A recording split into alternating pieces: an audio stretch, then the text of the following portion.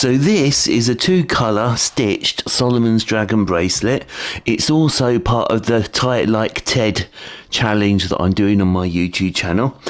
If you're not here for that, don't worry about it. But this bracelet is well worth mastering. So let's get to it. So to tie this Solomon's Dragon with 2 colours, I've got about 9 feet of black.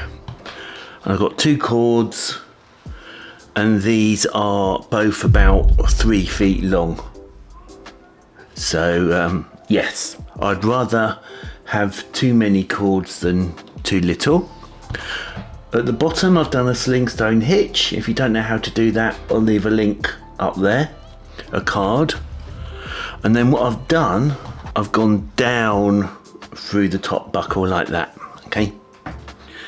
And now we just do a simple cobra weave. So left hand cord over the top, right hand cord over, underneath everything, out the other side, pull it nice and tight.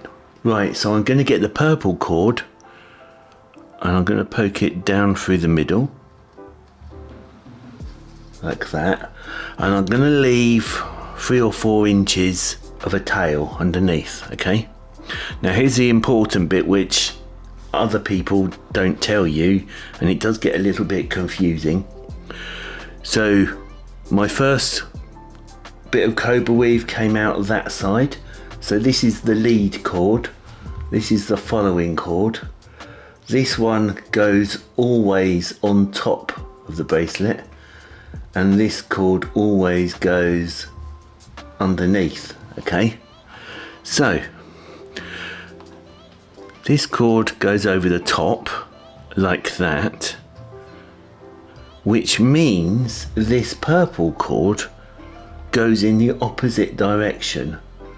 So this purple cord goes down through that hole and out the other side like that, and then we finish off the cobra weave. Actually I should have done the cobra weave first, but never mind. Like that, pull it up, and then you can pull down on that purple like that. Okay, now we start again. It goes over the top, first cord goes over the top, the other cord goes underneath, out the other side, and then the blue cord goes down and through that left hand side like that. Leave a good tail out the end and tighten everything up. And then you do exactly the same, black over the top. And this time you get the purple cord, it pokes up through the middle and backs out through that right hand side. So all this purple cord is doing really is just wrapping round and round this middle cord here. And the blue cord is doing the same, it's going round and around the left hand cord like that. Make sure everything looks nice. Right, so there we go, that we've got down to the bottom. I'm going to take the bracelet off the jig.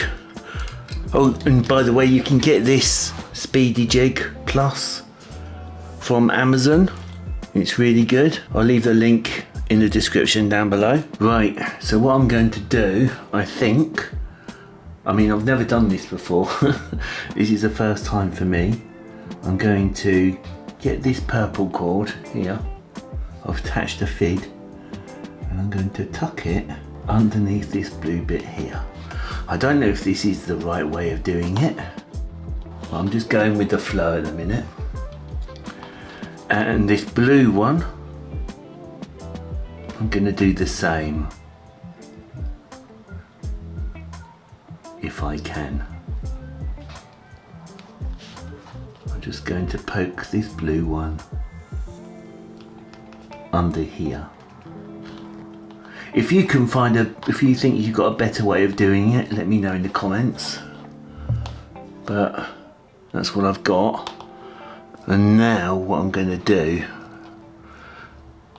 is I'm just going to snip and singe here. So that is the Solomon's Dragon. Now you could just leave it like this, well, apart from these bits here. But you could just finish the bracelet, snip and singe, and you're done. But we are going to carry on and do some stitching. So I've got some microcord and I've got one of these needles. This is from a Paracord Planet Fid set. I'll leave the link in the description down below. So I'm going to get my needle and poke it there, up there. I'm going to leave a couple of inches of tail out the end again. In fact, I might just do a overhand knot. And now what we're going to do, come up through this piece here. We've come up through this piece here, and we're going to go down through this piece here. So we're just going to poke that through. Now you can use like a microcord fid, but I found these needles are just a lot better. Right, so I tucked it up and I've tucked it around the bottom of this purple piece here. Okay, so now the cord comes out here, and what I'm going to do is poke it up